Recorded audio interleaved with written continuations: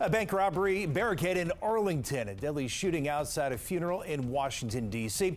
Tonight on DC News Now at 7, we have reporters on both locations ready to bring you everything you need to know. Hi, everybody. Thanks for joining us for DC News Now at 7. I'm Chris Flanagan, my co-anchor, Thasmin Mahfouz, on assignment tonight. Earlier this afternoon, a hostage situation unfolded at a Wells Fargo bank in Arlington. It happened in the 3100 block of Washington Boulevard in the Clarendon neighborhood. A man was taken into custody after barricading himself and attempting to rob that bank. 4 adults and a child were inside the bank at the time. DC News Now's Daniel Hamburg reports. Yeah, Chris, what police told us was that man implied he had a weapon, but at this point, there has been no weapon found inside that bank. They were continuing to search the bank. Right now, the scene has been pretty much cleared out. The roadways are back open. What we can tell you, that man was arrested peacefully. We have video of a man being arrested. We have not confirmed that is the person who police took into custody, but there was only one person who was taken out in handcuffs of the bank. The other 5 people were escorted by a SWAT team outside of that bank. Again, police tell us that this man came in the bank, demanded money from a teller, and implied he had a weapon. But again, that weapon has not been found inside that bank. They're calling this a barricade situation, not a hostage situation. But again, there were customers and employees inside that bank, including a 3-year-old child. We talked with one man who says he was in the bank, went to go get his. Well, this all comes a day after a deadly mass shooting inside a bank in Louisville, Kentucky. Investigators now say that the gunman legally bought the gun from a dealership store last week. 25-year-old Connor Sturgeon bought an AR-15 rifle back on April 4th.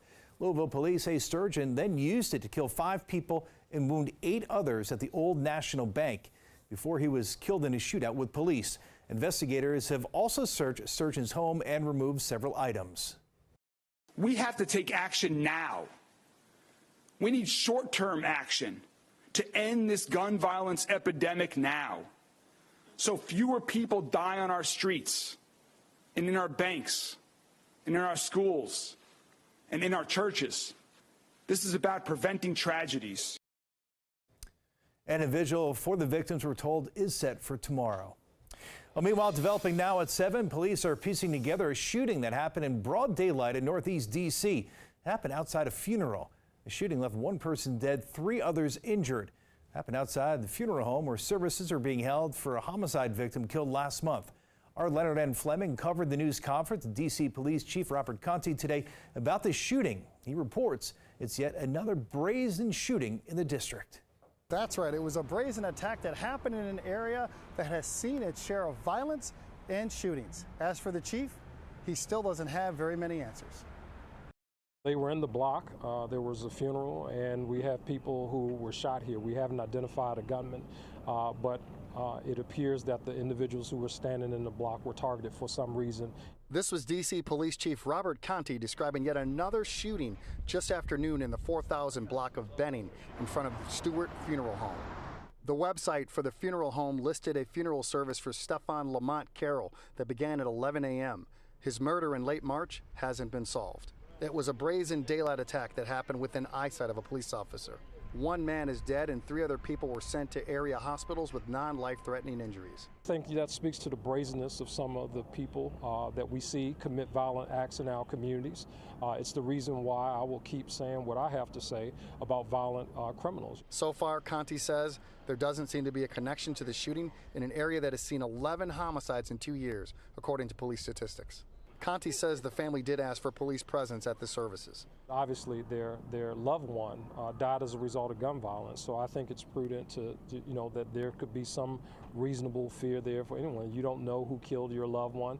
People have concerns about that kind of thing. James Ward lives 2 blocks away. He was shaken up by the shooting. What I won't do now is walk through here. I'll catch the bus all the way to the station, but it's a little concerned. I'm a little concerned about it right now because of the pandemic and economic issues and psychological issues and whatnot. It's kind of the norm now. Jay Brown of Community Shoulders, that seeks to end violence in D.C., says he wished more police officers were present. Could have been more security.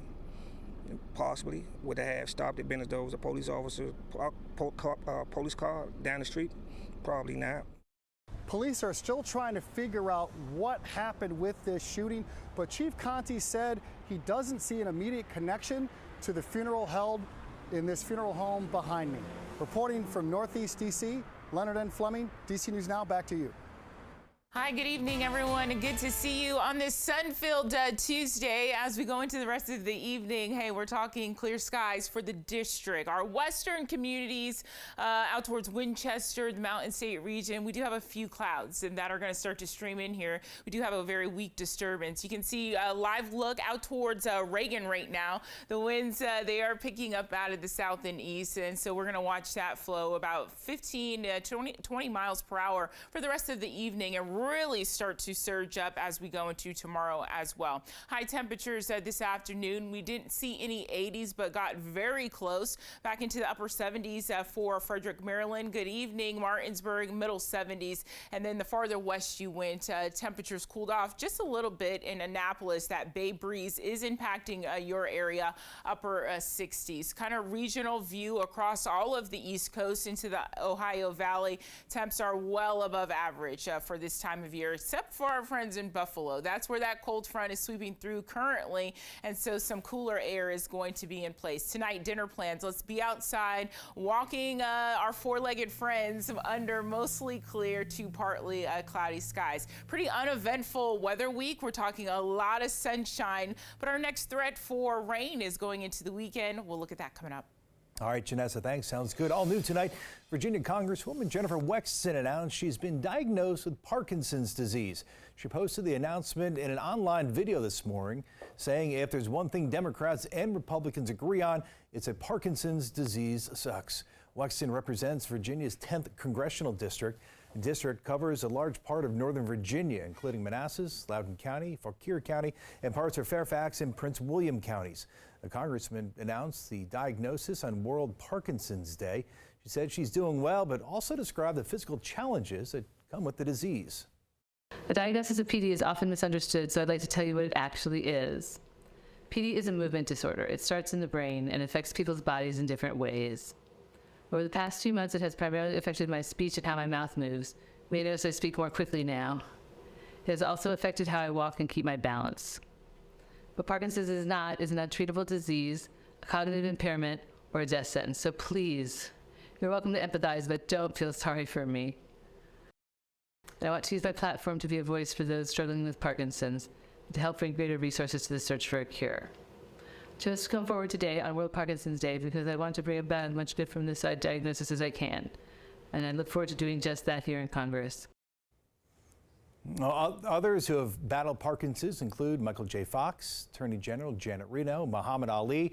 Like them, I'm a fighter, she said. Wexton says she wants to turn her diagnosis into something good. Now, Congressman Wexton received an outpouring of support from other VA lawmakers today. Congressman Gerald Connolly and Senator Tim Kaine among those sending their support. Of course, our best wishes out to Congressman Wexton as she fights through her diagnosis. Meanwhile, back in the district tonight, many people rely on Metro buses to get around the district and run their errands. However, that's not always easy, and WMATA wants to fix that. Our Dave Laval tells us what's being done to make the trip faster and also safer.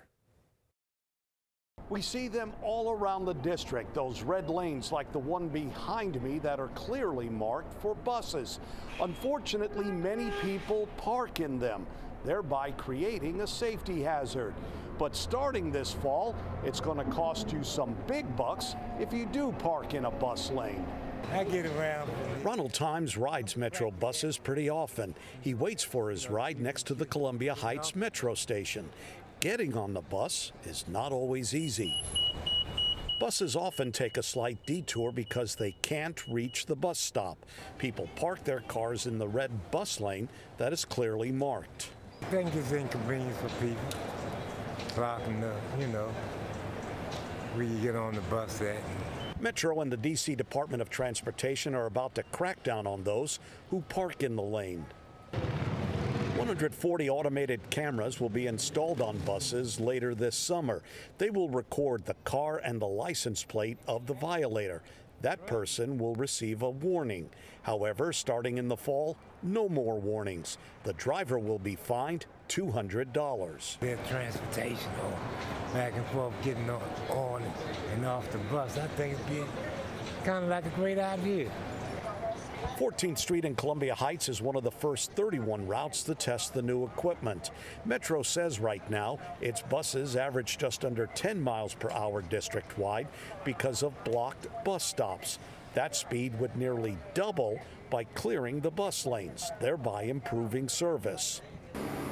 Plus, it will make it easier for passengers to get on and off the buses. And they get in the way of the buses and stuff, and everything. I mean, you know, they interfere with the buses. A Metro Transit police officer got one driver to clear out of the bus lane with a warning. That will be replaced this fall with a $200 ticket. Metro and the Transportation Department will split the $8 million price tag for the new cameras. In Columbia Heights, Dave Laval, DC News Now.